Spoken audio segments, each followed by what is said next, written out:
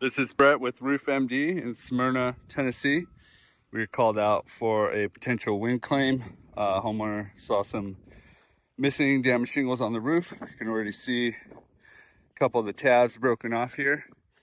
The interesting thing with this roof is if you look at it from kind of far away, it looks like a dimensional or architectural style shingle. When you get really close, you can see that it's actually just a 3-tab roof. And they've got this little bit of dimensional really thinly applied on there to make it look nicer.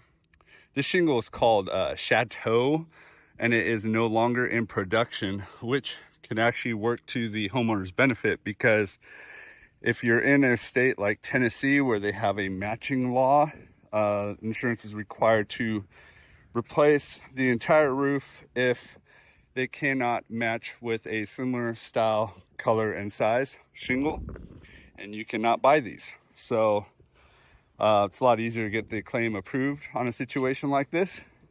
See a little more damage there. Kind of coming around the back here. The back didn't really get damaged too much. The wind seems to come over from the front of the house. This side looks like there's not too much damage. See the algae growth, that's why it's a different color. Get over on this side tends to get hit by the wind a lot more here. And you can see some more damage here and here. Lifted service mast. It's windy now, so excuse the noise. Come around to the front. And you can see there's some missing shingles. There's also some repairs. So that is exactly what we would tell you not to do as a homeowner. Because when you come in and repair it and then you call insurance, they're going to come out here and say, well, it's repairable and you were okay with it not matching.